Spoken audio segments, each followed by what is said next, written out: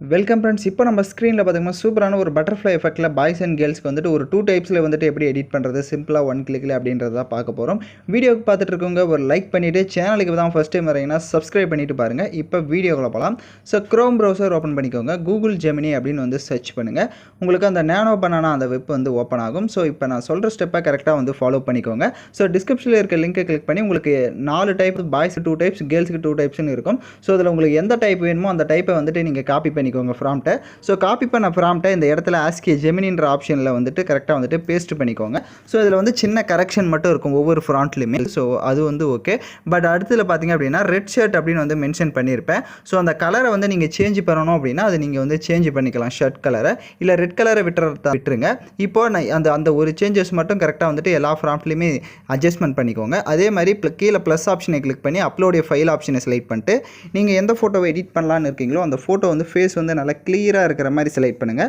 அப்போ தான் அது உங்களோட ஃபேஸ் கட் மாதிரி வரும். இல்லைனா கொஞ்சம் சேஞ்சஸ் ஆகும். ஸோ அதனால் கரெக்டாக இந்த ஸ்டெப்பை ஃபாலோ பண்ணிக்கோங்க.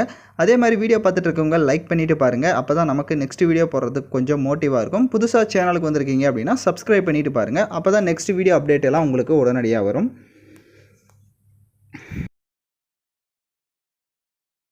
ஃபோட்டோவை செலக்ட் பண்ண மாட்டி கீழே சென்ட் ஆப்ஷனை கிளிக் பண்ணுங்கள். இப்போ உங்களோட ஃபோட்டோ வந்து ஜென்ரேட் ஆக ஸ்டார்ட் ஆகும். கொஞ்சம் வெயிட் பண்ணுங்கள்.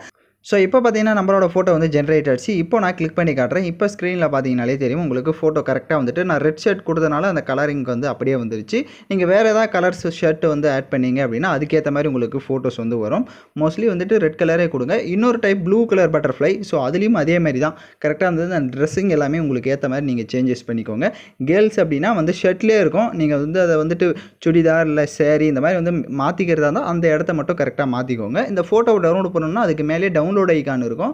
அதை கிளிக் பண்ணி நீங்கள் டவுன்லோட் பண்ணிக்கலாம். அந்த டவுன்லோட் ஆப்ஷன் ஒருவேளை இல்லை அப்படின்னா ஃபோட்டோவை லாங் ப்ரெஸ் பண்ணுங்கள். டவுன்லோட் இமேஜின்னு இருக்கும். ஸோ அதை கிளிக் பண்ணி நீங்கள் ஃபோட்டோவை டவுன்லோட் பண்ணிக்கலாம். ஸோ எந்த டைப்பில் வேணுமோ அந்த டைப்பில் நீங்கள் யூஸ் பண்ணிக்கோங்க.